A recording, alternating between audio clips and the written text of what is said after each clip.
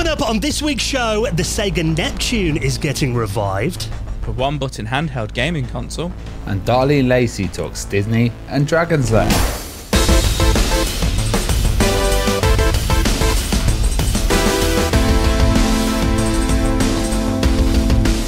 And the Retro Hour podcast is brought to you each and every Friday with our incredible mates at Bitmap Books. Now, have you seen The Art of the Box, celebrating the days when we walked into game shops and it was the cover art that really sold the game to us, featuring biographies of some legendary artists, Bob Wakelin, Steve Hendricks, Ken Macklin, and lots more, and spanning over a massive 564 pages. If you love classic video games, check out that and the rest of their retro gaming collection at bitmapbooks.com and use our code RH5 at checkout to save £5. And with our lovely friends at PCB Way. Now, I'm sure you know about PCB Way. If you're in the market for a fully featured custom PCB prototype, they've got you covered. Low cost, fast turnaround quality boards, and they do services like 3D printing and injection molding. And of course, PCB Way have always been massive supporters of the retro community. So get an instant quote right now on their website at pcbway.com. Hello and welcome to the Retro Hour podcast, episode number 435, your weekly dose of retro gaming and technology news with me, Dan Wood. Me, Ravi Abbott. And me, Joe Fox. And a very, very warm welcome to the podcast that every single Friday takes you back in time to the classic age of video games and, of course, brings you up to speed on what's been happening over the last 7 days in the wonderful world of retro gaming and technology, and brings you a veteran of the industry onto the podcast in the second half to tell us their story. And we've got another amazing guest for you this week. Before we do that, I'm hoping that this show's going to go all right. We're not going to drip any sweat into our mixers or anything like that. I know. That's a lovely image to start the podcast with, well, Dan. We don't do video, luckily, because I think that's probably a good thing, being that we are probably in our pants and vests right now, because it is very warm here in the UK, a bit of a heat wave going on. But that does mean that actually it's going to be nice weather this weekend, fingers crossed, for the big event, because I imagine a lot of people now are in the, hopefully, nicely air-conditioned vehicles, heading to Nottingham for Kickstart that is going to be on this weekend. So, you ready for it? Yeah, whilst this is coming out, I should be setting up the show. So, yes. It's going to be really interesting. We've sold out Saturday tickets, and if you don't have one, it's going to be tough to get one. So, we might have some last-minute cancellations on the door. But you've got a Discord, haven't you, for tickets? Yeah, and there's a ticket exchange on there as well. Yeah. But also, like, after-party tickets, we're hitting about 200, so that's going to be a huge number of people there, and Sunday tickets are also available as well. So, yeah, check out After Party on Sunday, and also Kickstart is fully air conditioned as well. So beautiful, nice. That's a bit of a bonus. That's the thing. I mean, it is like 25 degrees here, and whenever I mention that on like Facebook, people abroad are like, another warmer country, like you whims. That's a cold winter's day here. We're not used to it though, are we? We're not used to anything. A tiny bit of snow and the whole country falls apart. What weather are we used to? Cloudy and rain, I think. It's been the last 8 months. Miserable rain. So, all roads lead to Nottingham for Ravi's massive Amiga event, Kickstart, that's going to be on this Saturday and Sunday. Last minute tickets. You can head to the website, amigashow.com, join the Discord on there as well for the ticket exchange if you'd like to come along. Fingers crossed we'll see a few of you there. Now, I did mention that, of course, we have got another brilliant guest on the podcast this week, and we're going to be talking about Dragon's Lair. You guys remember playing Dragon's Lair back in the day? I never played it back in the day, but when I went to Florida in 2017, we found an arcade that had a cabinet in there. Right. And I was like, I've got this. This is going to be well easy. And no, it wasn't well easy. I didn't make it very far at all, but really enjoyed playing it. And then I played it again at Arcade Club in Leeds. Yes. Obviously that had unlimited plays, because that's where you pay to get in, and then everything's unlimited. And I got a little bit further before I gave up with it. A notoriously difficult game, but graphically, absolutely stunning for its time. Yeah, it was an absolutely groundbreaking title. And this week we have Darlene Lacey on, and she was a game designer, creative writer, and narrative designer for AMS, who were Advanced Microcomputer Systems, and they did Dragon's Lair, but also Space Ace. Do you remember Space Ace? I've got that on the Philips CDI. Ah, yes, because it was another interactive title. But also she did one called Dog Eat Dog, and I don't know if you've heard about that. That was a a quite mature FMV, and it was all about the office environment and commercial world, and you had to kind of try to, put people off and take down your enemy. And it was a huge production. They had 20 actors in there, and they'd filmed 200 minutes of film before it got cancelled, which I'm sure there's going to be some I've never heard of that. Yeah, good stories about that title. And then she went on to become a game producer at the Walt Disney Company as well. So, of course, I'm sure you know about DuckTales on the NES, Joe. Oh, yeah, absolutely. Yeah, iconic. Yeah, she was a producer for that. Chip and Dale Rescue Rangers as well. Mickey's Runaway Zoo as well. So there's loads of titles that we're going to talk about, spanning from the kind of early Laserdisc films into Disney games. That makes sense that you went to work for Disney as well, because I always thought with like Dragon's Lair and Space Ace, they look like they could be Disney movies. Totally, yeah. They've got the same feel and the kind of same idea of a narrative and a storyline as well going on. Yeah, it's going to be a really interesting one, getting the story of those early AMS Laserdisc games, Dragon's Lair, Space Ace, and lots more as well, with our special guest, Darlene Lacey, who will be on the show in around half an hour from now.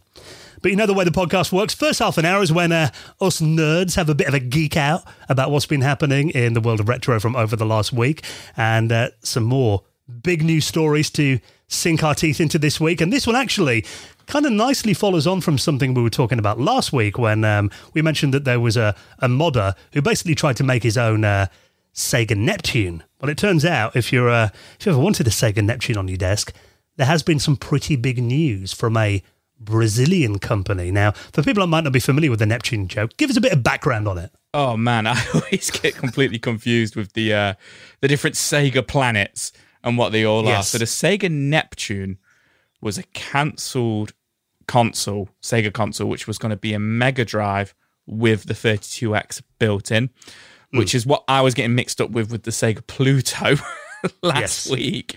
So the Neptune is the one, which is a Mega Drive with a built-in 32X. And Sega did show off the prototype of it. And I always thought it looked a little bit like the Mega Drive 2, but with a little bit more of I want to say sleeker, more angular look to it. A little bit like the 32X. So essentially, if you got a Sega Mega Drive version 2 and mixed it with a 32X, this is what you would get. I always kind of felt like that. But famously, because the 32X flopped, they cancelled this. They only ever made the prototype. And then they moved on to the Sega Saturn. And the rest is history. But yeah, interestingly, there is still a big Sega community in Brazil, which I'm sure a lot of people already know about with Tech Toy, etc. But this is a completely different company, and I don't want to butcher their name, but they're making an FPGA-based Neptune clone console. I think they're called Games Care.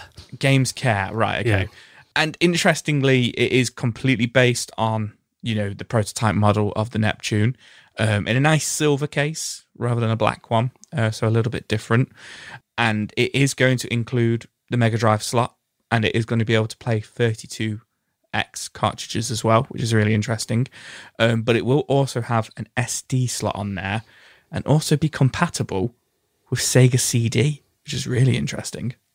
Well, this is an FPGA-based console as well. So, I mean, when I first heard about this, I thought, is it just going to be like a Raspberry Pi in there that does emulation or whatever? But no, this is like, FPGA, obviously, hardware simulation, I think is generally the best way to describe it, because if you mention the E word, everyone goes ape.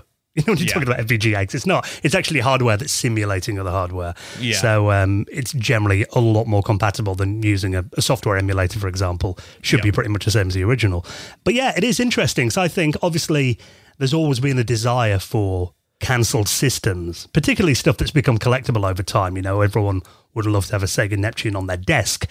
Although there are a few things that I think are bizarre design decisions from this. Now, you did mention there you got the SD card slot, which I think is great. Basically you can download all the games, play them on that. Makes complete sense in 2024 to have that, but also be able to play the original cartridges. I think that's really good. It's got Wi-Fi and an online store as well, apparently, so you can purchase games online, which is very good. You can apparently link it up to a proper Mega CD as well, so it will work with the Mega CD. The weird things for me are the fact that, firstly, it is silver. not black. I wonder why they've gone with that decision, because surely if you've always kind of craved one of these, you'd want it to kind of look as similar to the original prototype as possible. Yeah, you would have thought. Yeah, and to me, like, those classic Sega consoles, I mean, I know there were different colours in different parts of the world, like, maybe there's rights surrounding it. Maybe they can't do that. It could possibly be the case, but but I mean, it looks very similar otherwise, doesn't it? Yeah, that could be the reason why. But it's just for me, when I think of like that era of Sega, the Mega Drive, the Saturn, that kind of sleek black look. The CD. Yeah, on the CD as well. Yeah, I mean, they all look like that in that period, the early to mid 90s, before the Dreamcast came along, from Sega. So I think it is a bit of a shame that it doesn't look like the prototypes did. And also the video output as well. Apparently, it's going to just have HDMI 1080p. Well, that's a step up for Brazil, because if you looked at the Sega consoles they were producing for years, it was still component. And, even when HDMI was introduced, because I was saying a lot of people were still using those televisions. So 1080p HDMI is pretty good. But personally, I'd want, that is, I think having that option there completely makes sense today. And I imagine a lot of people would use that. But I think there will also be a large selection of potential customers, me included, that would love some like RGB kind of output or SCART, to be able to connect it to a CRT, which, is obviously how those games were designed to be played on. They're meant to look like that back in the day. So I think I always prefer, and I'm definitely not alone in this, playing my consoles on CRT displays, my retro systems. So yeah, I think that is a bit of a shame that it doesn't have that kind of analog output as well. From what I can see. It could have, it's an FPGA, so updatable firmware and CRT filters and all of that kind of stuff could come to it. I've never heard of this company Gamescare though before. No, I mean, obviously we did. I mean, we actually did a whole episode with Tectoy, didn't we? Who famously kind of make Sega clones and I think they've kind of stopped doing that now. Right, but they were doing that for a long time because they had the publishing rights in Brazil, and they could kind of produce companies because Brazil was like a separate economy basically. Yeah, I mean, that's the thing. I'm not sure we'll ever get a release of this outside of Brazil. So me kind of complaining that it doesn't have the traditional Sega multi-port out is probably completely irrelevant, because I've got no chance of ever getting my hands on one of these anyway. But I mean, they might pop up on eBay for, I'm sure, a very inflated price. But I think it's a cool idea, though. And obviously they think there is enough of a market there to sell them. I mean, I've got a 32X, never got around to getting it working properly. I've got like some bad flicker on it. I've tried stripping it down and stuff as well. But to be fair, there's not really a huge library of 32X games that interest me now. Yeah. Is there anything you've ever played with, Jokes? And obviously, you're a big Mega Drive fan. Have you ever been interested in the 32X? I want one just because of, Sega, Mega Drive, etc. Yeah. But obviously, they're very expensive now. My friend had one when we were teenagers. He got it dead cheap. He bought it from Game Station, and it came in a shoebox. And I think he bought it for 20 quid with a bunch of games.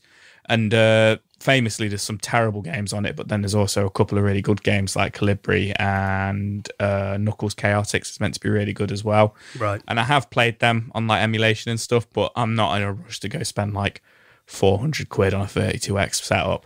But yeah, this is the GF1 Neptune. I don't know if we mentioned it, but I'm interested to see if any like YouTubers like Stop Skeletons from Fighting managed to get their hands on this and kind of tear it apart, see if they play the entire kind of 32X library on it and see if it's all compatible, etc. If there's any issues. And there is, on, like they say, it's going to be compatible with the Sega CD, and I can see from the pictures here, that they've mocked up, it does have it's the exact same kind of like slot that you take off the side of the Mega Drive and the expansion port, the expansion port. So it's all there, ready to go.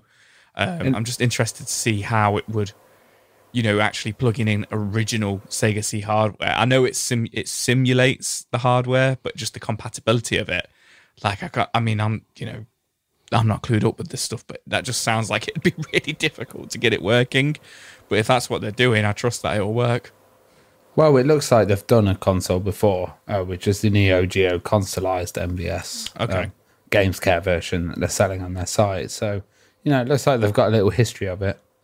Yeah, I think with FPGA, I think I'm a lot more confident that this will be more compatible than software emulation. And it's good to see it's got the original connectors for the controllers on the front as well. It's not like USB or anything like that. It just plugs into the original Mega Drive controllers. It's got the D9 connectors on there. So interesting device. And I think for me, like I said, I'm not all that interested in the 32X library, but I think the appeal for me would be finally having a long lost cancelled prototype in my collection, albeit like a clone of it. But I think that would be the appeal. So for me, if it had that, the analog output, and they made it black, I think that would be much more interesting for me, but very cool to see it. And like you said, Joe, look forward to seeing some videos of this, hopefully at some point soon. So if you want to read more about that, I'll link that up in this week's show notes.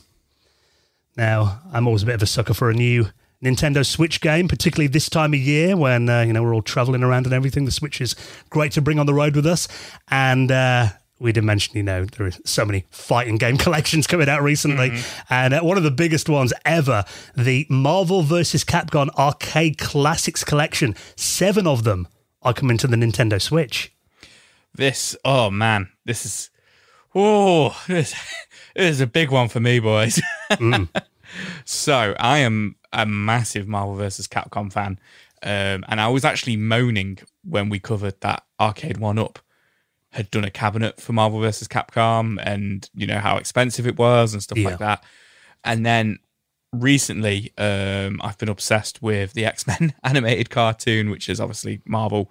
And I went down this huge rabbit hole of kind of going through all the X-Men versus Street Fighter, Marvel vs. Capcom games, and kind of the legacy of it and where it all kind of started and where it got to a point where I've already got a few of them in my collection, but started wanting to buy some of these classic games, on the Dreamcast and the PlayStation and Sega Saturn and stuff, and realizing they're not very cheap games, some of them in the £100 region. To then remember that I actually had Marvel vs. Capcom 2, which was like the ultimate one, for Xbox 360. And this was about a month ago. So I was like, oh, you know what? I'm going to go download that from my games library. And it said that it had been removed from the store, and I could no longer download it, which really annoyed me. But I was like, well, that's weird. Like, like X-Men's huge at the moment, and that's part of this legacy and everything. It all makes sense now.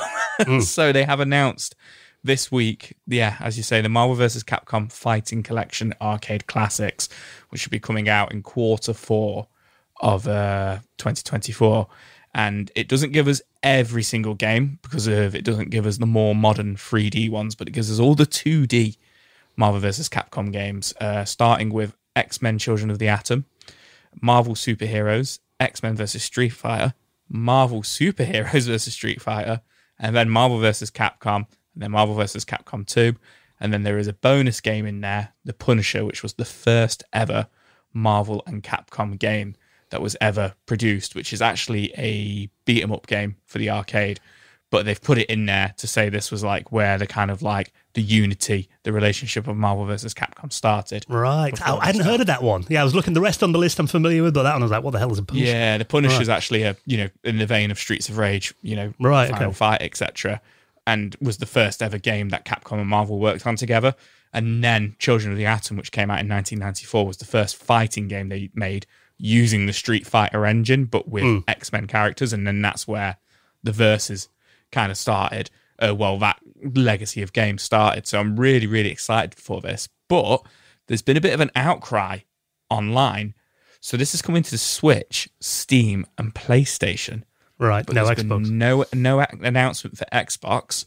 And it's not like one of these where they just announced the game and they've not put what consoles it's coming to or anything. It specifically says PlayStation, Steam, and Switch. That happens quite regularly, though, doesn't it? That the Xbox kind of gets left off. Yeah, which is weird. I'm not really sure why. It's really weird. It's really strange, and there's been a few things about it. There's been quite a few theories and stuff behind it.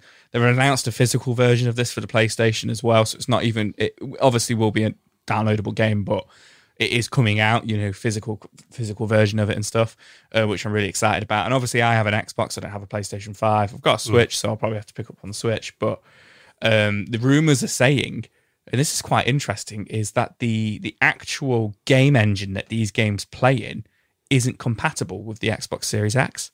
All right. And Capcom, and apparently Capcom have just decided it's not worth the time or effort or money to get it running on Xbox to integrate it into playing on Xbox because of there isn't as big as user base for Xbox, which, I know there isn't, but there's still tens of millions of people on Xbox. There's still a few of them out there. There's still a fair few out there. Like, I know it's getting outsold by PlayStation and definitely by Switch, but there's still I don't know what it was last time I checked, 20, 30 million Xbox One, Xbox Series X users, and obviously 60 million Xbox One users. I'm not saying they're obviously all being used anymore, but it just seems interesting that it's not coming out on Xbox, but also really, really cool that this collection is coming.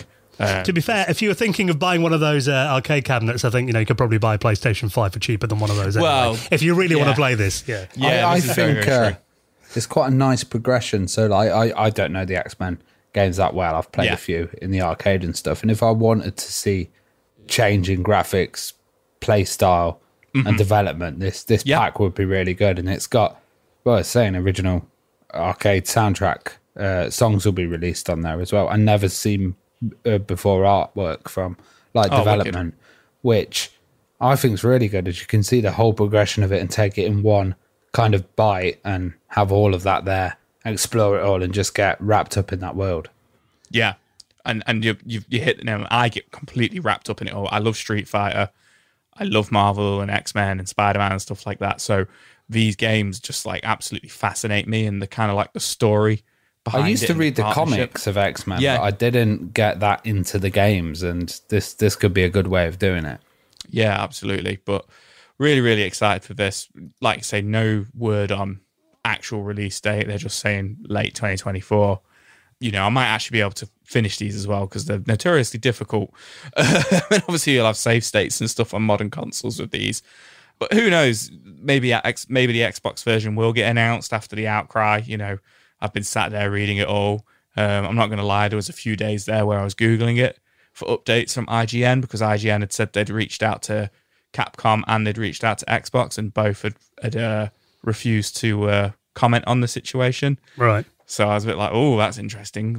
Maybe it is coming. I don't know. But I'm just more impressed they've actually managed to get all the licensing worked out to release this, because that must have been a nightmare. Well, yeah, because I started Googling when I was like, oh, where's my Marvel vs. Capcom 2 gone off, my games library.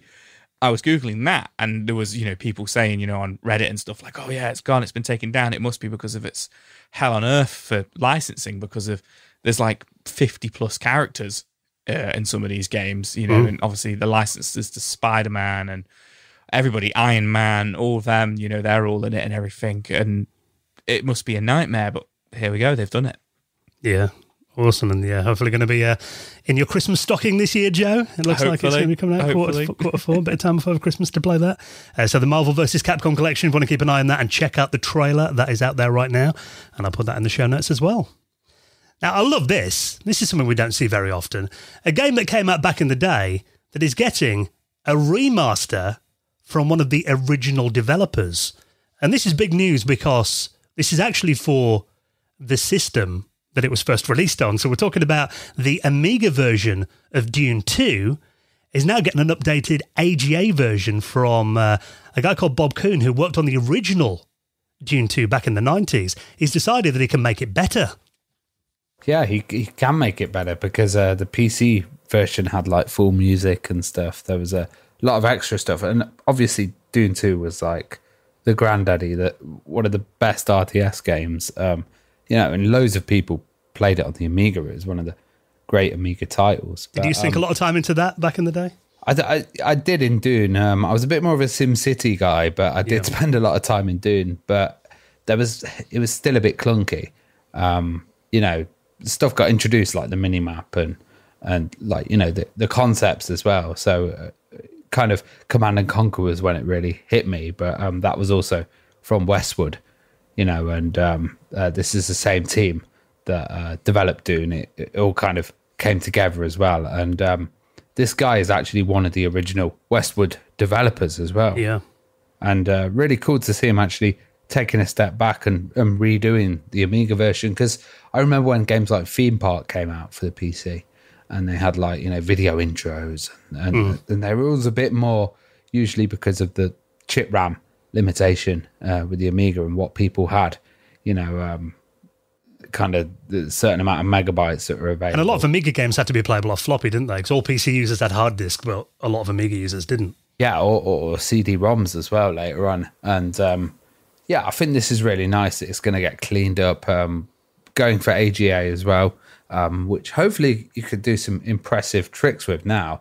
I'm wondering if he'd do an accelerated Amiga version. Yeah. And, if that's going to run a lot smoother. And I think it's kind of nice that he is going back to the original one. But I do worry a bit about rights, but I'm sure this guy's a smart guy, putting it online and being able to do it and redo it, especially having worked for Westwood. I'm sure he's aware of all of that kind of stuff. You think he knows the right people, fingers crossed. Yeah, definitely. But yeah, I mean, it says, originally that the Amiga game, it had a lot of disk swapping, which, when it got to that era of the Amiga, when games kind of, when it was on 2 discs, it was all right. When they kind of got to 3, 4, 5 and beyond, if you didn't have an external drive, it could be a bit of a nightmare.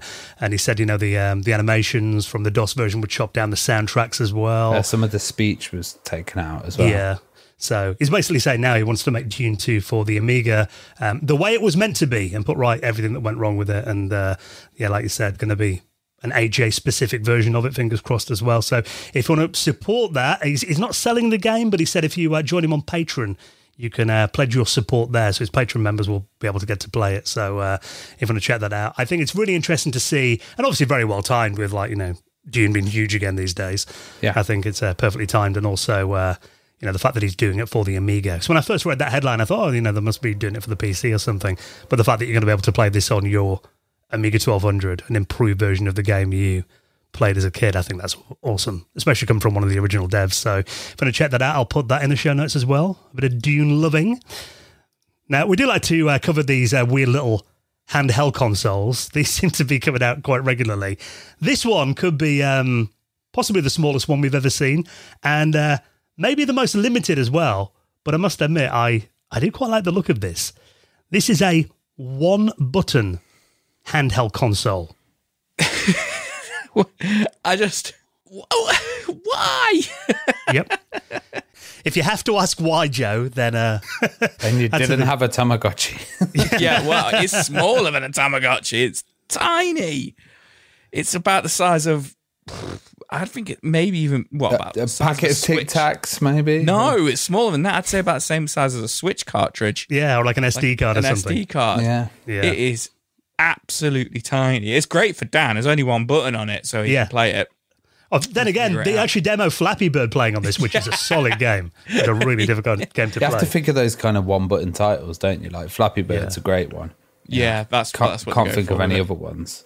So this is by a YouTuber called The Wrench, who puts this together in a really, really interesting video. It's a DIY fidget device, he describes it as, or a teeny tiny gaming console with only one button.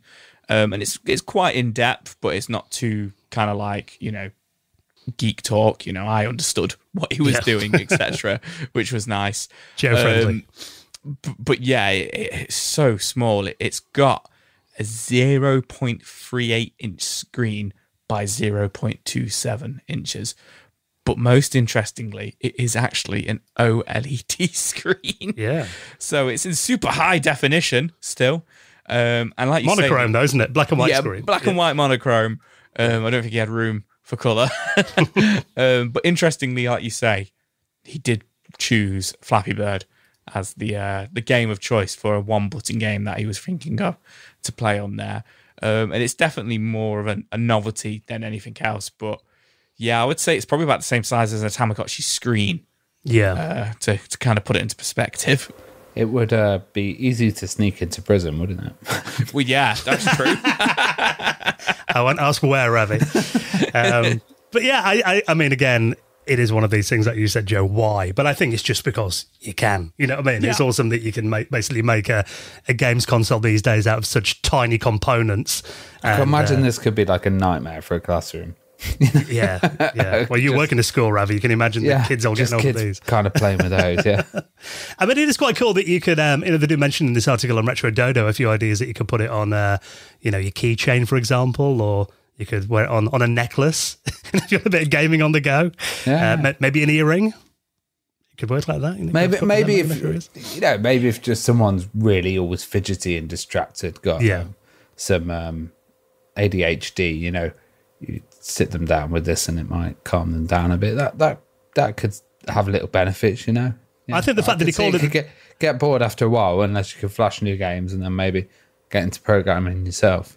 Well, I think the fact that he calls it a fidget device, I mean, it is kind of that, isn't it? Just something to keep your hands busy, I suppose. Yeah. So, and it looks like all the parts are very affordable as well. So if we're going to get all the files for it as well, he's actually made them all available to his YouTube channel members. So if we're going to get hold of those, I'll link that up in the show notes as well. Check out that video. It looks really cool. Now, there's one story before we hop into our interview with this week's special guest, Darlene Lacey, on the way in just a minute. We're talking about strategy games, and I know you're big fans of games like Roller Coaster Tycoon, and you love SimCity back in the day, Ravi, as well. Well, this is a new game that looks right up your street. This is a game called Car Park Capital. If I didn't hate car parks so much, I probably enjoyed this. The graphics look absolutely fantastic. It looks like... Transport Tycoon mixed with SimCity 2000. Yeah. It's got really lovely graphics. And actually, like many Tycoon games at the time, the whole idea is, you're fixing the terrain and you're building car parks within it as well. When you're kind of managing the car parks, but also taking over the area. And, we've got a lot of NCP car parks in the UK, and they all sprung up after World War II when there's a lot of bombed land. And just to fill the gaps. To fill the gaps and turn them into car parks. We must rebuild the car parks. Exactly. But now you're trying to convince towns in this game to fully convert their town into a car park. Like, there's weird propaganda like, you love car parks and stuff like that you put up in their town. I really love the look of this as well, Ravi. Like you say, it's straight out of like a Tycoon game from the mid-90s. Graphically, they've captured it so well, to a point where when I was reading up on the news before we started recording, I actually told my missus, because she loves Roller Coaster Tycoon, I was like, babe, come and look at this game, which I've never done before. And I've got a feeling we might end up downloading this and having a little play on it. Well, this looks like a super early demo. It's just a trailer, really, 46-second trailer. There is a Steam page that is online right now. Looks like it comes from a developer called Hilkoji Interactive. No release date as yet, no pricing as yet. There's if you watch the trailer, there's not even any sound on the trailer so far. So it looks like it is just kind of very early work in progress. But I think, it does remind me. Again, it was never really a genre that I was into back in the day, these simulator games. I think Theme Park was about the only one that I really played. But it does remind me in terms of the looks of those. Yeah, and classic. I think it's, being a modern title, it's going to have much better AI with the drivers being able to park easier and the pedestrians in the right spots and stuff. Some of these games were quite broken. People would gather in corners and, kind of the paths that they take wouldn't be amazingly good. But I can imagine it can be done pretty well today. Yeah, I think even the user interface as well reminds me of those games. It's kind of, looks very 90s. Traffic in these games are huge. I used to watch a YouTube channel where a guy all he'd do is fix the traffic in city skylines, and he'd go around and like someone would be like, fix my city, and he'd spend 5 hours changing the traffic lights and the one-way systems, and that was it. And it was so entertaining, and it'd get the whole city flowing again, which that satisfies a lot of people. I think that's probably one of the things that puts me off playing these games, because I just imagine I would sink so much time into these if I got into it. You get a job in a traffic light controller. Yeah, I know how to do it all. Yeah. So it's called Car Park Capital, in work in progress right now. But you can check out the trailer. I'll put that. And of course, everything else we talk about, you don't have to Google around. I save you the job each week. Check the podcast app, the notes section on your podcast app, or head to our website at theretrohour.com. You can click through from there. Okay, then talking to Darlene Lacey about those classic Laserdisc games, Dragon's Lair, Space Ace, and lots more. She's coming up on the show in just a moment. Before we do that, let's take a second to give a massive thank you to this week's sponsor. It is our lovely friends at Shopify. Now we know Shopify. You've heard us talking about them before. Now, if you sell anything at all, it feels like everyone's doing it at the moment. Everyone's doing a little side hustle. Maybe even think of becoming your own boss right now. Shopify is the all-in-one commerce platform to start, run, and grow your business. And it is revolutionizing millions of businesses worldwide. If you come along to Kickstart this weekend, I'm sure you'll see a lot of these little Shopify point of sale systems. Because, you know, as we said before, when you come to retro events these days, very rare that people bring cash. I don't know about you guys. I've actually been to quite a few events recently where the vendors don't even take cash. I've been to quite a few countries where there's no cash. Yeah. Yeah, so if you're going to any retro gaming shows over summer, you'll no doubt see these. Maybe actually sell stuff yourself. You know, I've got friends that sell books on Shopify. Mate of mine sells T-shirts on there as well. Really, if you sell anything, you know, it could be anything from fine art prints to home and garden, health and beauty stuff as well. Craft fairs, I've seen these there. They cover all of your sales channels, whether you're selling in person or online. Shopify's got everything you need to grow your business, and even taking care of all your social media marketplaces, Facebook, Instagram, TikTok as well, full of industry-leading tools ready to ignite your growth and giving you complete control over your business and your brand. Best thing is as well, it's so easy to use. You don't have to learn new skills, no design, no coding, nothing like that needed. And they've got support to help you every step of the way. So if you want to try out Shopify for yourself, no matter how big you want to grow, they'll be there to empower you with the confidence you need to take your business to the next level. So it is time to get serious about selling. And why don't you give Shopify a try today? Now, of course, we've got you an amazing offer, like we do with all our sponsors. You can try out a trial period of Shopify, see if it's for you. I'm sure it will be, for just £1 a month. A no-brainer to give it a try. So head to our link so they know that we sent you. Help out the podcast as well. Shopify.co.uk/retro hour. That is all lowercase. I'll put it in the show notes as well. Shopify.co.uk/retro hour. And get ready to take your business to the next level today and hear a lot more of this.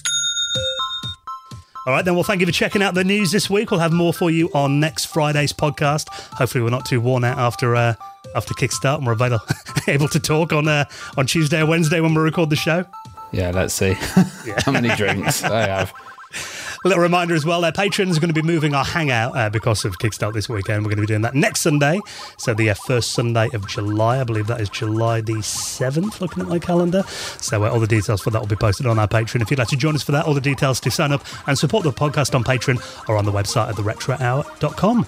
Right then, special guest on the way, Darlene Lacey, going inside the world of Dragon's Lair, Space Ace and lots more as well. And of course, there's classic Disney games. She's coming up on the show next.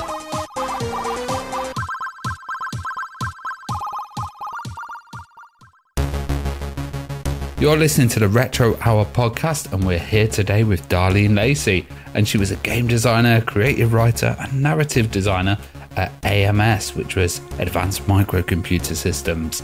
You know, they're famous for Dragon's Lair, Space Ace. What an absolutely amazing title that was. And she also worked for the Walt Disney Company. So there's some amazing stories there, and stories about Dog Eat Dog as well, which is a really interesting cancelled FMV game that we're going to talk about. First of all, how are you doing, Darlene? I'm doing fine. Thank you for having me on the show. It's such a pleasure. Oh, it's great to have you here. And, we have this question that we ask every single guest when they come on. What was your first video gaming experience? Well, I know you have a lot of old timers here, right? Because it is the Retro Hour, but so this will date me, but it would be back in 1976 with the Coleco Telstar system. You know, the original one with the two little knobs and playing Pong. And a friend of mine, her father brought it home, I think, for Christmas. And we were like, wow, look at this thing. We'd heard about it, but had never had any experience with it. And it took a little while for him to get it hooked up, but we were all just astounded by it. It was so cool. And I have to say, these minimal games, I don't know if, computer gaming ever really needed to get any better because they were so much fun. Really captured your imagination about playing that for the first time. Yeah, it did. Well, speaking of which, actually capturing your imagination, did you do a lot of story writing when you were growing up? Yeah, I did. I've always written. I'm still writing. I do a lot of things, but I think primarily people think of me as a writer. And when I was young, I was really fascinated by, I don't know how familiar you would be with them, but the TV movies of the week that would tell these lurid stories of, people with, demonic possession and other kinds of things like that. And that really caught my imagination. And so when I was young, I would write these lurid stories, you know, about teenage girls that are getting caught up in murder mysteries and things like that. And so I was always writing stories and always hoped to be a writer. But as I was getting older, you know, it seemed like, you know, the main pathway, at least in terms of education, was to become an English teacher, which I did not want to do. I never wanted to be a teacher. So I wound up going into broadcasting as a college degree to sort of hedge my bets career-wise. But I was really thrilled that I did get to pursue my interest as a writer as an adult. And I do want to add to that too, since we're talking about games, I was also really interested and fascinated with games when I was young. I think the very first game I remember playing was Concentration with cards, which of course is something that translates well to the computer. And also the Game of Life, that board game really had a huge influence on me, I think, as a game designer, because it had this whole kind of, you know, simulation really of life. And it had its 3-dimensional board with the spinner, and the way that you would add your family to the cars and all of that was very interactive. And in fact, I designed a board game, when I think I was in grade school, that was based on the Game of Life, and somehow talked my parents into mailing it to Milton Bradley. Oh, wow. But apparently they weren't interested in it. But that was my start with designing games. And I saw years later you were involved with the PlayStation version of Game of Life as well. That's so right. Yeah, it kind of came full circle. I was wondering, were you ever into any of those choose your own adventure ones, or any kind of text adventure computer games? Not really. I think the first time I saw one was when I started to work at AMS. And I remember it was Zork, I believe. I remember playing some of that, just these text-based adventure games, which wound up being something that I became a huge fan of. But when I first started to play, I was very frustrated by sort of the tricky nature of the game. I felt that there was a little bit of just, you had to figure it out. Just some of the puzzles and obstacles felt a little perverse to me, which I am not against as a game designer, but it sort of inspired me to create games that were a little bit more like life is a game, and how do you solve puzzles in real life, and sort of drawing upon that as inspiration. Well, you were kind of hanging with a group of creatives as well, and in an area of technology. And I was wondering what their kind of approach was like compared to a lot of coders that, you know, designed and made games back then. Yeah, it was really a different world when I was starting off in game design, because, you know, we used to all joke that none of us grew up, you know, expecting to be game designers, because it wasn't really a thing. You know, very few people were designing computer games, and we all fell into it because of some creative interest or another, I think primarily writing. And so, you know, when we'd come up with games and just, you know, create ideas, they're often very story-based or inspired by cinema or by music, things like that. It wasn't so much that games inspired us to design games, you know, because even though they were an influence, they were still really just in the beginning stages. And we had a lot of other strong influences creatively growing up. So, I think it created a really great creative dynamic in the offices that I worked in when I was young, where we would just bring in ideas from all kinds of directions. And it was very stimulating. And I think it's one of the reasons why you didn't see some of the game designers, great designers that I knew in the early days, really stick with it in the industry. And in fact, I sort of dropped in and out of it, doing different things as well, because it became more about, hey, let's take this existing game and let's do something better with it. Like, let's improve the video, or let's make it faster, or just things like that. Let's just improve an existing game. Whereas I think most of us wanted to create completely unique and new games. And so there was a lot of that creative energy at the time. So how did you end up at Advanced Microcomputer Systems then? And what did you know about the company before you joined? How did you hear about them? Well, I really knew nothing about them. Well, maybe a little bit, I could say. So what happened was I really kind of stumbled into it. I was probably at that time, I was either 21 or just turned 22. So I was young and I was still just in the middle of getting through college. And I was really one of these young people that didn't have any great career plan. You know, I wanted to be creative. I wanted to do something that, inspired me. But, you looked at careers and it all seemed like a lot of drudgery.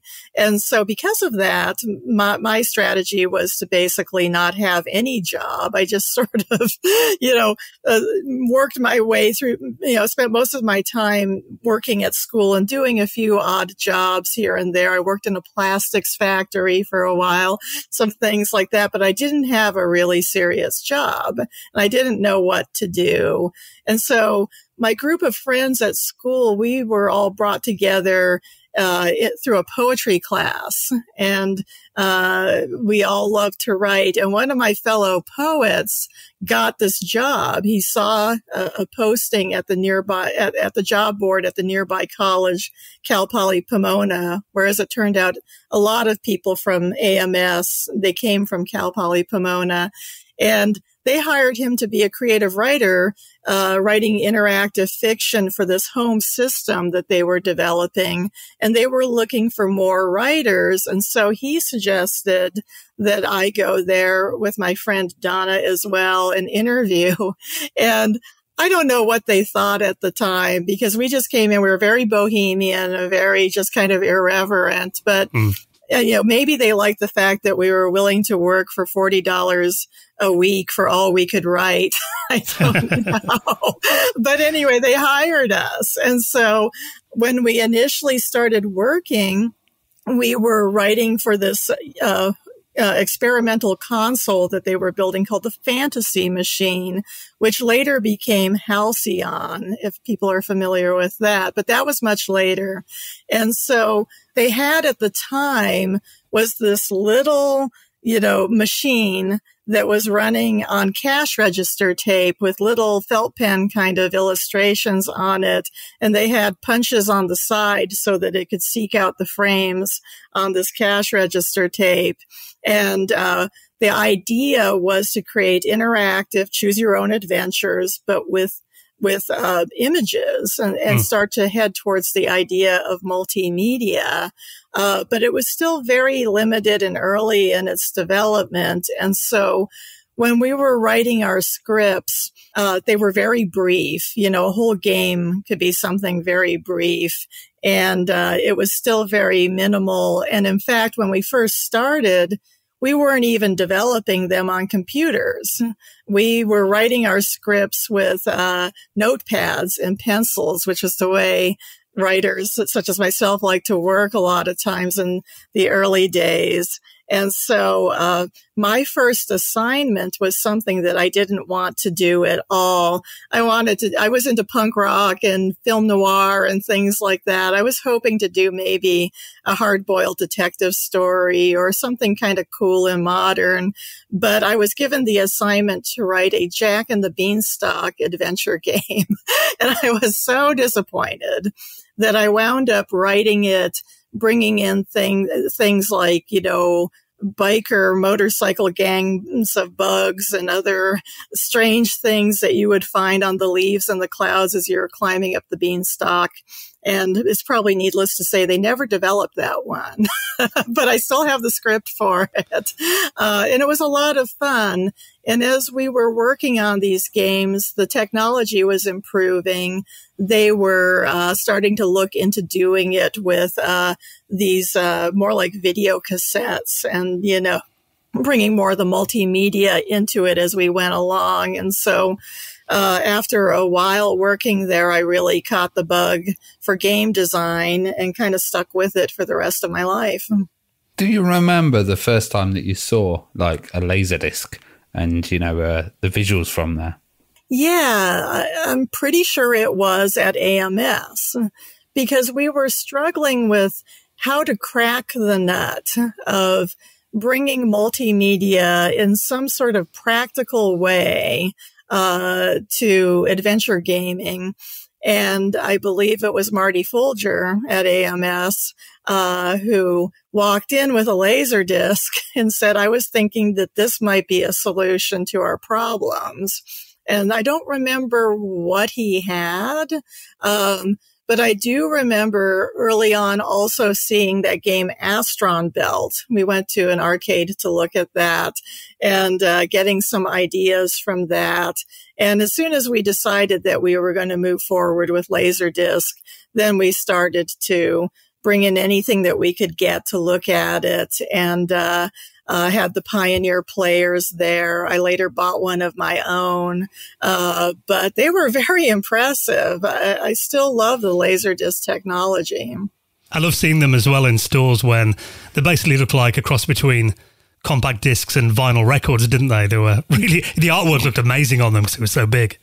Yeah, they were really cool. I mean, it's sort of a lost technology, right? But I think one of the things that was so neat about them, which goes back to, you know, vinyl records, was the size. Yeah. Because even though, as we know, as technology progresses, everything gets smaller, but there's something to be said for holding that substantive thing in your hands and being able to have a really nice design on the jacket and just have something that you really can bond to.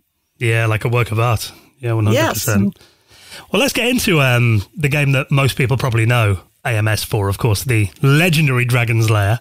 And I heard that game took around 6 months to make. So what do you remember about, you know, starting to work on that game and how it initially got started and how it changed during those 6 months from start to end?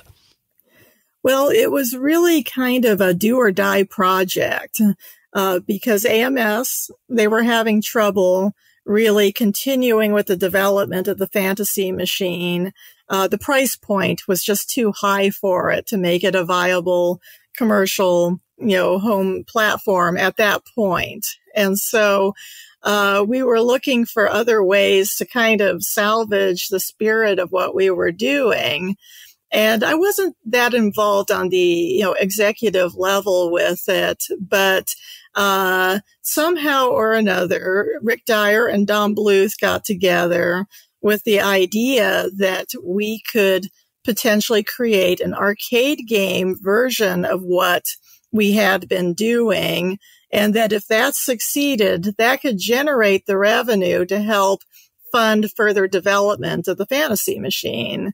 And so it was a very tight deadline. It was a very tight budget for something as ambitious as it was. And so we all had to scramble very quickly and sort of shift gears from what we were doing. And the idea was to take a little bit of really the leading title that we had for the fantasy machine was called The Lost Woods, which later became Thayer's Quest with the Halcyon unit. And, but it was this sort of, you know, medieval fantasy. And so we thought that that was probably our strongest suit for a type of title, that might catch the interest of people at the arcade. And so, we had to figure out really quickly how we were going to design this game, but we had some background in it because we were already working on creating interactive stories using these film strips. And so, you know, we were faced with this really sort of daunting and unique challenge of whatever it is you're going to design, you have to commit to it because it's going to be animated. It's going to be, you know, printed to film. It's going to be printed on the Laserdisc, burned to the Laserdisc. So it had better work. And so when we looked at the challenge with this, especially with an arcade game, because, you know, normally with an arcade game, you have so many options, right? You can go anywhere. You can do anything. But with this, we had to break the world down into these little video segments and we had to connect them up, and we couldn't have infinite or a huge number of branching options. And so we had to create something very tightly designed. So we set to work with these tight designs with these vignettes that we all know from Dragon's Lair. And the art department storyboarded them. And we figured out to say, okay, let's say like it's Dirk and the burning ropes, the swinging ropes. He's going to start here. The ropes are going to swing like this. And when the ropes reach a certain angle and, you know, distance from Dirk, this is the time where he can jump and he can successfully swing on the rope. And if he doesn't hit this window of frames, then he's going to fall or what have you, or just not catch the ropes. And so we meticulously storyboarded all these scenes and scenarios, and then we took them to Don Bluth Studios. Oh, and then also I should add, because you're asking about how things changed. Yeah. Originally, we thought that our hero, he was going to be a guy named Rolf, and Rolf was going to be sort of your typical ass-kicking action hero kind of guy. And so we took all these ideas and these storyboards to Don Bluth Studios, and he looked them over, and he came back with Dirk the Daring, which surprised us because, you know, Dirk looked a little bit like a doofus, right? Yeah. And we were surprised by that, really. But in hindsight, obviously, Dirk the Daring was a good idea. And so, and then I'm not sure where Princess Daphne came into it, but we were also surprised by her because she was much sexier than anything that we had been envisioning. So he was really in charge of the characters and sort of taking it and turning it into this cartoon movie kind of experience. And he set forth with making all these beautiful locations and scenes and everything. But what really surprised us, and keep in mind too, we were on this breakneck development cycle, was that he looked at our very static, tight storyboards and said, well, this is very boring from a, you know, cinematography kind of point of view. And so he made all these cuts, camera angle cuts. And he also changed our backgrounds to include doorways and passages that we had nothing scripted for. And we didn't have any time to develop all kinds of new scenes and cutaways for the design where Dirk could go through that doorway, you know. And so we found ourselves with something much more beautiful than we were picturing, but also with a lot of gaps in it, in terms of what you could do interactively. And we were out of time. We were out of money. And so the solution that was arrived at is that Don would animate a lot of blockers. And that's where we started to get lots of, you know, goo and tentacles and other things that came in to block your passageway. And so none of that was part of the game design. And I should probably add too, because you'll probably wonder about it, the flipped scenes. That was also because we looked at it and we said, oh, shoot, we don't have enough footage here to really make a long game. And so the solution was to flip the scenes. And unfortunately, in some cases, with everything being mirrored, like ye old whirlpools, the text got flipped and reversed. But there was nothing we could do about it. It was what it was. But if anybody's wondering why the design was a little kind of strange, that was a lot that had to do with it. Well, I was wondering what the relationship was like then, because it was Rick Dyer Industries and Don Bluth Studios, and like how important was their background, and what was it like working with the two studios and the two guys? Well, it was really stimulating, you know, because we came in as the game design experts, even though, of course, you know, we had no experience making a Laserdisc game. And Don Bluth came in as the animation and character and story expert, even though we were writers. And so, and then of course we had Cinematronics down in San Diego as the, you know, the cabinet makers and the technology, and all three really had to work together. But it was really cool because suddenly we had, you know, a professional animation studio working with us. And that's the sort of thing that, today with, gaming studios, they probably wouldn't think much of it. But for us, it was like, wow, we've hit the big time with this. And it was really cool to go into the Don Bluth studios and see the rotoscoping that they were using and other techniques like that. That was totally new to us. And I think those were probably some of the earliest or first times that those techniques were used for computer games. And of course, we were able to do something visually that was really unparalleled. And so it was exciting to see all that come together. It was a great kind of transition. And I was wondering how the studio kept costs low at the time as well. I'm not sure about the animation. I know we had a very tight budget when it came to the animation. And I know they worked around the clock with it. I think limiting the scenes and flipping the scenes was a major part of it.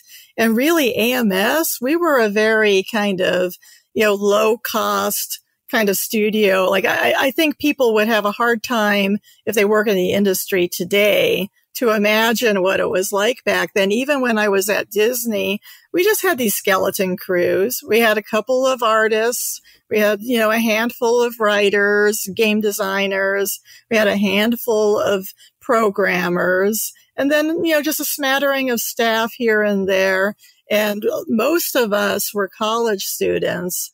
And so I think, Rick Dyer was able to keep costs down from that perspective as well, because we were all just working our way through college, but he had a lot of really talented people there. So it all worked out with that kind of, budget. But I think you'd have a hard time doing that today. What about the sound recording as well? Because I know there was a lot of, voice samples in there and stuff. Yeah, I think all the sound, it's a little hard for me to remember that. I think it was done by Don Bluth. At AMS, we had this attic that was always being repurposed for one purpose or another.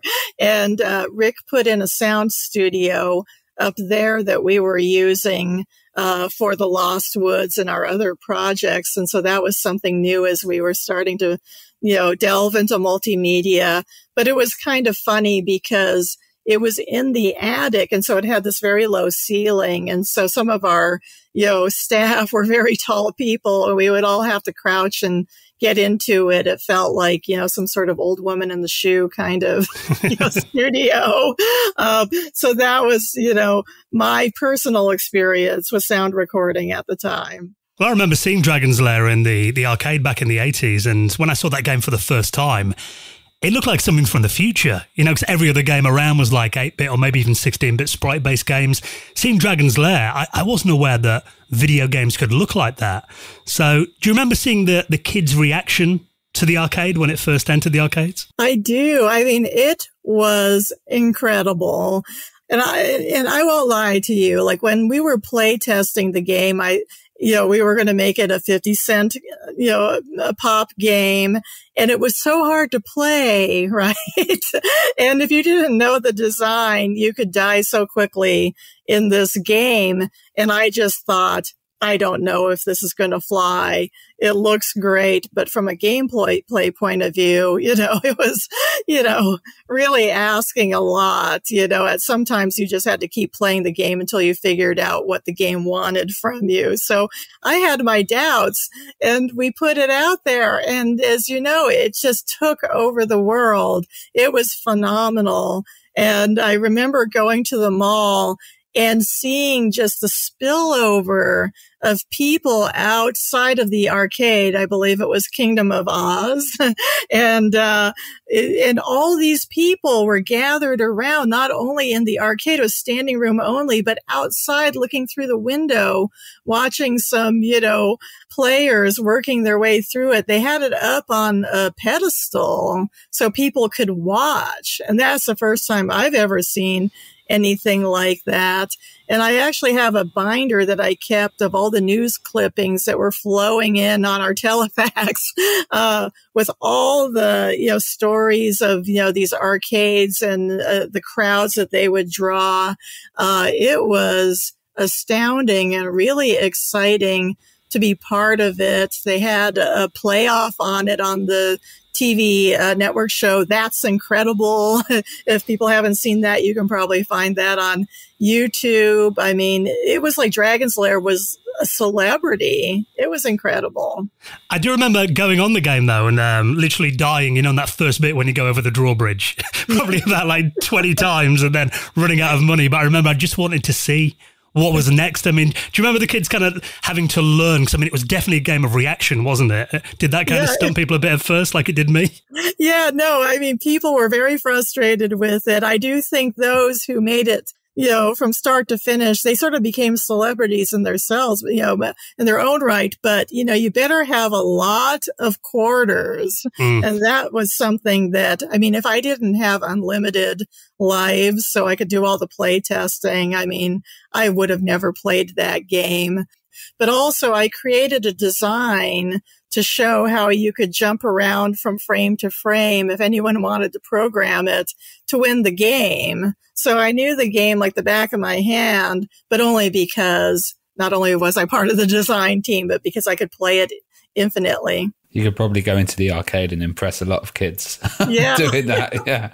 I was wondering, was there anything cut from the game that you wish had been kept in? There were a few little small scenes I remember that became like the hidden scenes or the Easter eggs. It's hard for me to really remember now. There are just some little snippets, but no, I think pretty much everything we designed more or less wound up in there because, again, time was of the essence and we didn't have time to design a lot of surplus. It was a very let's get it done kind of design process. And did you enjoy going into that kind of sci-fi theme away from fantasy with Space Ace? Yeah, I think in general, that's something that I'm more drawn to.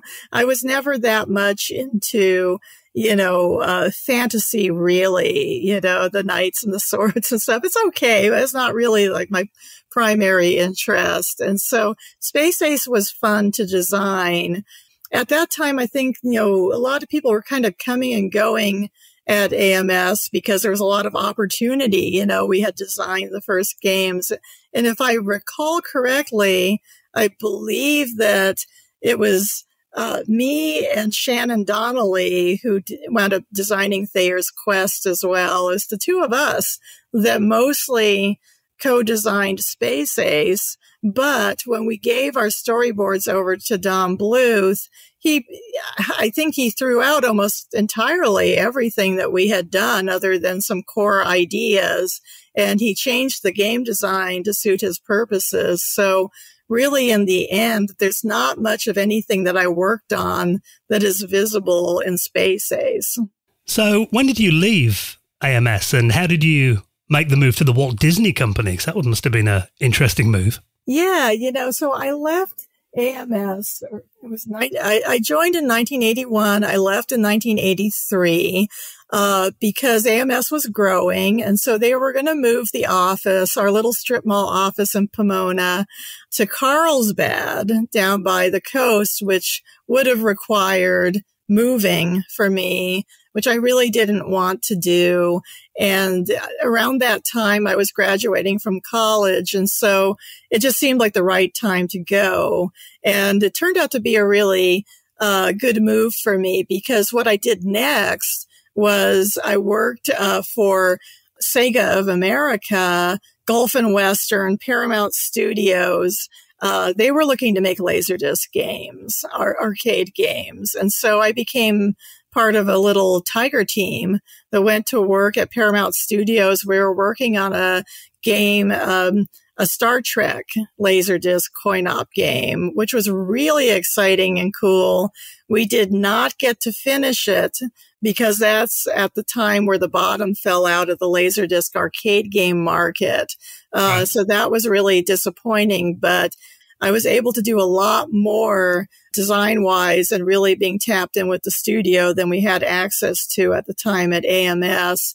And after that, I worked on some CDI game designs and other things like that. I was really, kind of in the genre of early multimedia. But the opportunities there were also kind of hit or miss and often required moving, let's say moving up to the Bay Area. And I didn't want to do that. I'm kind of a Los Angeles girl. So for a while, I didn't do anything at all, except I was working on my own text adventure games, on my own, just freelance. I wanted to do this game called the, Case of the Leading Lady, which was like a big text adventure mystery on a ship, cruise ship kind of thing. But I wasn't doing much. And so anyway, when I was at Sega Gulf and Western, I worked with Sam Palahniuk, who had made the coin-op Sega game for Sega, what was it, Gremlin as well back in the day. He was kind of a famous game designer. And we had lost touch, but he called me up and said he was working at Disney. They were looking to start making computer games, and they wanted to bring in some really innovative thinkers with that to be the first line of producers. And so it wound up being me, Sam Palahniuk, and David Mullick. We were the three that basically launched Disney's entry into the computer game market. And what was it like working with David as well? Because he's absolutely legendary in the video games world. Oh, it was so much fun. I mean, we just had the best time. Again, we had this sort of, cream of the crop there. And I felt pretty honored to be included with it because, I was doing multimedia and we were looking to do, more of your basic, C64, Apple II, IBM PC kind of games, which I really didn't have any experience with, And so I had to really kind of rethink how I approached game design with it, which was also stimulating for me. But those two, they also gave me some inspiration and experience with that as well. And so David, he was just a pleasure to work with and had a lot of great ideas, as did Sam as well. And I think I brought a lot of interesting ideas to the table as well. So it was a very creative dynamic. Was it strange for you moving from, kind of full video to computer graphics and the change that happened? And how did you kind of adapt to that? Yeah, it was a challenge because not only was I used to having the luxury of multimedia and had to really strip down my designs, they put me in charge of the value line on top of everything, which was just one 5 1/4 floppy disk to create some sort of compelling computer game experience, which was a challenge. But on top of that, it was Disney, the Walt Disney Company. So it has to look as great as possible. People have, expectations. And so, when I was designing these games, I was always pushing, can't we make this a little nicer? Can't we do something a little bit more? But also drawing on that early experience with Pong, right? To say a fun game is a fun game. And so looking to kind of bring that concept to whatever it was that I was making, and how can we pack as much content into the small format as possible. So it was really a new challenge in terms of game design, but also as a producer, I had to really be the advocate and say, can't we just find some creative way to make this a little better? I was going to ask about that because I've seen Disney have got style guides and Bibles that you have to stick to about how, even characters' eyes can look and how they move and everything like that. I mean, was there much of an approval process? Because obviously these are very well-known characters that you're working with now at Disney. Yeah, it was tough, especially in the first years, because, let's say you have something like the Amiga or, the Commodore 64, you have some options with the graphics, a little bit more than you would, let's say, especially with the PC in terms of animation or the Apple II. It was just terrible across the board. And, so you have something like Mickey Mouse, and the whole thing with Mickey is to have him look on model is dependent on having these very subtle curves to his shape of the head, the placement of the ears, the curves of the eyes. And, Mickey can just melt like in an instant if you have too few pixels for him. And I remember sitting there myself, just clicking away in Deluxe Paint, trying to make Mickey look a little better. It's like, here, let me take a go at it, because often you had programmers in charge of the graphics, and programmers often didn't have the fine look at it. They're like, oh, well, this is good enough. It's like, well, I don't think it is, because it's never going to get approved by Disney's creative services. And we would have these packets that we could work with line art for the characters and all the style guides. But again, no blame on anybody, because you reduce it down to a few chunky pixels, or just even with the colors, it's very hard to make the characters look good. But I will say this, I think we did accomplish a lot using those limited palettes and pixels. It just took a lot of trial and effort to make them look as good as they did. So Donald's Alphabet Chase was converted to systems with, lesser graphic options and stuff like the ZX Spectrum, and you had the Amstrad versions as well, and also the Commodore 64. How was it kind of porting all of these, and did you have any involvement with that process? Yeah, I had to look at all of them and approve the specs. I think the way we went about it was we came up with the gold standard design and said, this is the best it's going to look. And then we would look at the ports and say, okay, what compromises do we have to make for this one?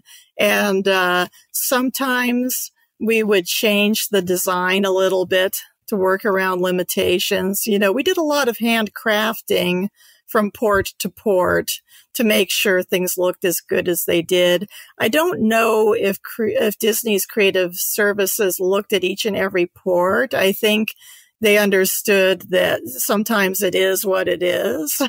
But I did. And I would go through, I actually did a lot of handwork myself, even though as a producer, I didn't have to do that, because I was just trying to make things as good as they could be. For example, on another one of those preschool games, Goofy's Railway Chase, I didn't get that right. Goofy's Colors and Shapes, I think it was called. I can't remember now. In any event, I wrote the theme song and digitized it and did some things like that to brighten it up as much as I could. So I was very hands-on with every port. It's interesting you mentioned then about the educational aspect of it as well. I mean, did Disney see that as being important, that games were educating their audience? Yeah, they did. We had a couple of, as we would call swim lanes today, but we didn't back then, for Disney software. We had the educational component of it, and we were particularly working on the early learners in preschool, which was an interesting design challenge in itself. And then we were looking at the core Disney branded kind of games, Dick Tracy and things like that, Roger Rabbit, DuckTales, obviously with the Nintendo games people are familiar with, using the licensed properties. But then we also developed our Buena Vista software label. And I was kind of a driving force with that because I wanted to create new IP for Disney. My feeling was, why not? We're creatives. We're generating new content. Why must we be limited to the Disney characters? And so I started designing a whole series of adult adventure games and advocated for the idea that it could be the Buena Vista label, much like Disney was doing with their movies. And as fate would have it, none of my games actually made it onto the Buena Vista label, I don't believe, but that became another track that we were on at Disney Software. Well, before we get into that, we'll get into DuckTales, which was an absolutely stunning game and had a lot of attention to detail as well. What was it like working on this title? DuckTales was really an easy title to work on. It was really a pleasure. I've talked about it a lot online, but just for anyone who doesn't know, David Mullock was the original producer on it. And he did a lot of the footwork getting it started. And I think somewhere around midstream, he was moving over to do some other titles that needed more of his attention. And so I was asked to finish it. And so by the time I received it, a lot of really great things were already in place. You know, the game mechanic, the worlds, a lot of the music, some of it still changed, but it was well underway. And so I came in to really kind of give it the spit and polish at the end. You know, probably my most notable changes involved the dialogue, which needed a lot of work. You know, when you talk about characters being on model, it's not just how they look or how they move, but it's also how they speak. So I pretty much rewrote the dialogue and adjusted it to make it fit well within the tiny little text window constraints that we had on the NES system at the time. And then also gave more guidance in terms of certain things that were like a little off model, you know, things that, you know, Scrooge McDuck, you know, wouldn't necessarily collect, or things, yeah, just like the props and the sprites that they were using, making them more on brand. Probably really my biggest contribution is the infamous ending to DuckTales, which had ended with Scrooge McDuck, you know, making a proclamation about the most important thing in life. You know, talking to Huey, Dewey, and Louie is dream and friends, and that has that sort of a cult following in itself. do you still get a lot of interaction from DuckTales fans as well?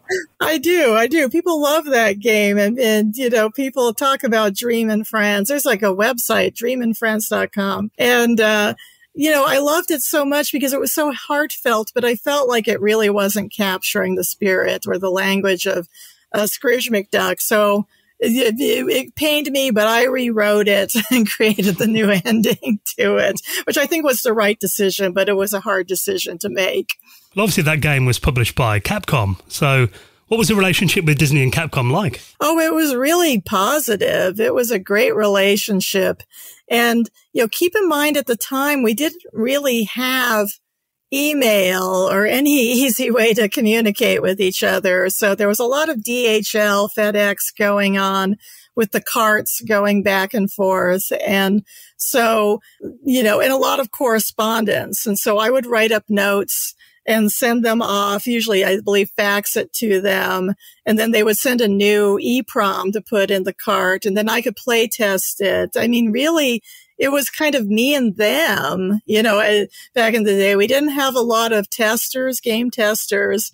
And so I would get the cart, I would play it through, thank goodness again for unlimited lives, type up a bunch of notes, send it off to them. And they seemed really appreciative of the thought that I was putting into it and the concise level of changes. You know, some producers, they start to dream a lot and make a lot of big changes. I was always looking at it from the point of view, hey, they have already put a lot of great ideas into it. How can I support them by making a few little changes to make it even better? And let's get this done on time and make it as great as it can be. And so I think they appreciated my role with that. And we use that same system for Chip and Dale's Rescue Rangers, Mickey's Dangerous Chase, and Adventures in the Magic Kingdom. Well, I remember you saying, you know, Buena Vista Software as well was kind of a way of Disney focusing on like more adult titles. And one of those was Dog Eat Dog, which was a really interesting game because I heard, you know, you had like 20 actors and it went into 200 hours of development. So what are your memories of that and what kind of happened? So Doggy Dog, it's kind of my white whale.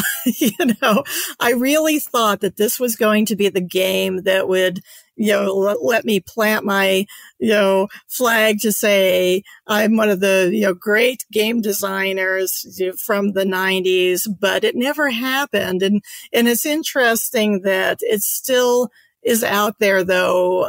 There's a lot of interest in it because it was such a progressive game, and maybe someday we will finish it. I do own the rights to it. But so just, a quick synopsis. So I had this idea, and this was before Dilbert or Office Space or anything like that.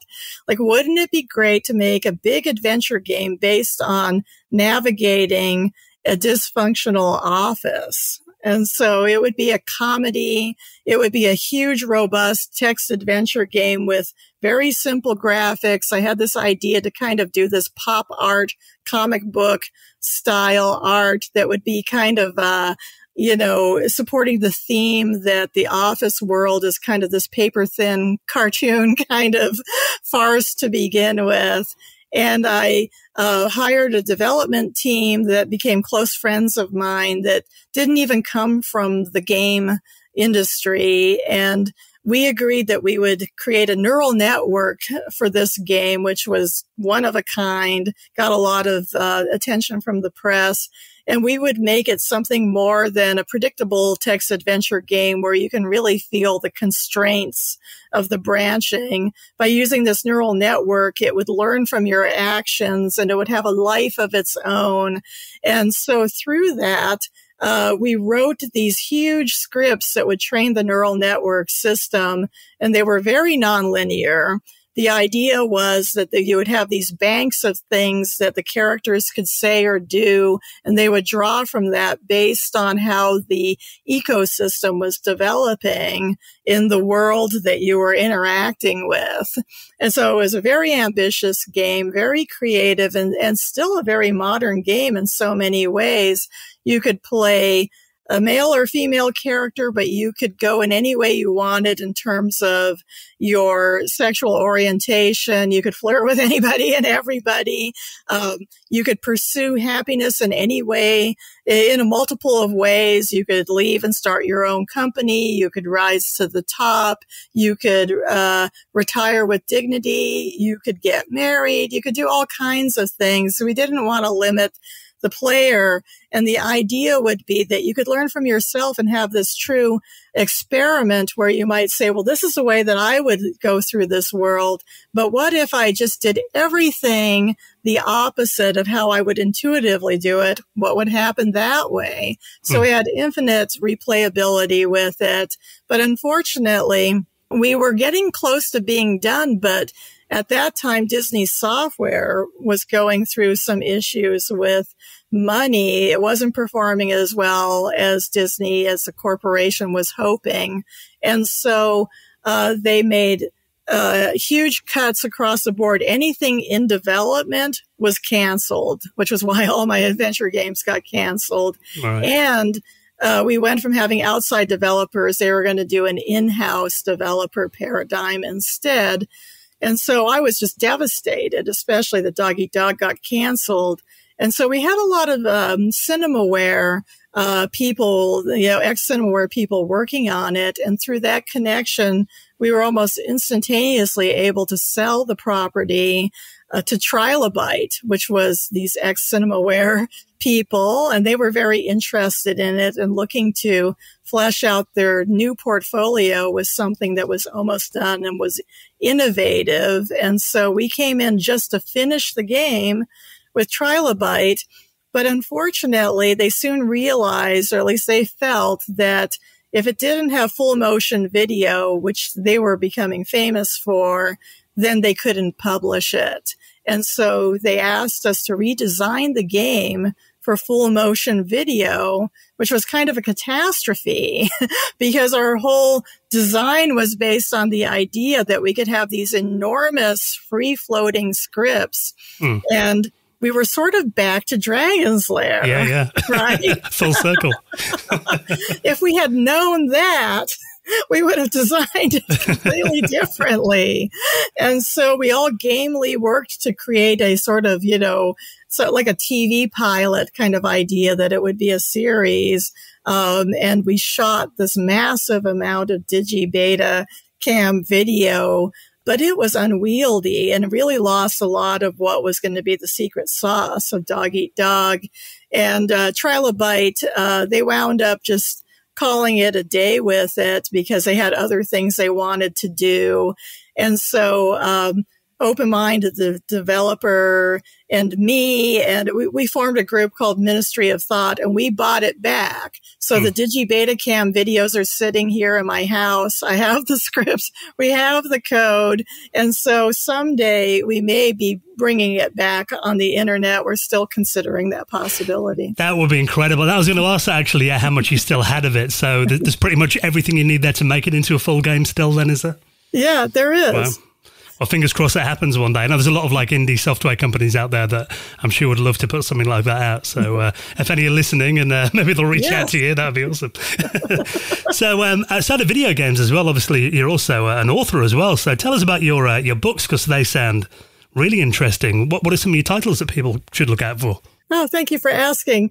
Yes, so, I continue writing on the side, and for anyone who's interested, my other claim to fame is that I am the curator of the Candy Wrapper Museum, a collection of candy wrappers that I started as a teenager back in those Pong days.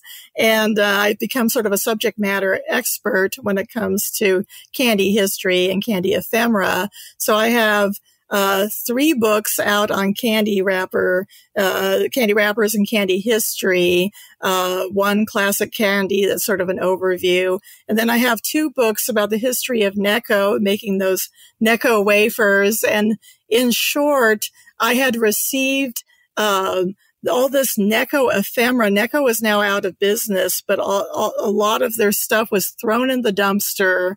A future-oriented person saved it from all this great stuff from the dumpsters. And I took it, they sent it to the Candy Wrapper Museum. And my husband Joe and we cleaned it all up. We researched it. We created this incredible in-depth archive of the story of Necco, which is one of the great American industrial stories, and put it all together into not one but 2 beautiful picture and history books.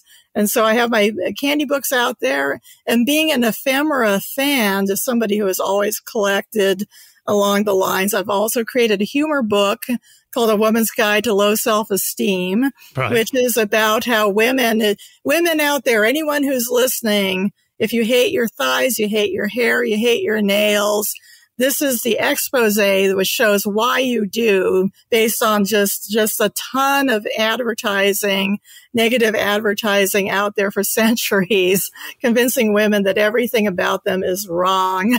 So that's another one I have out there.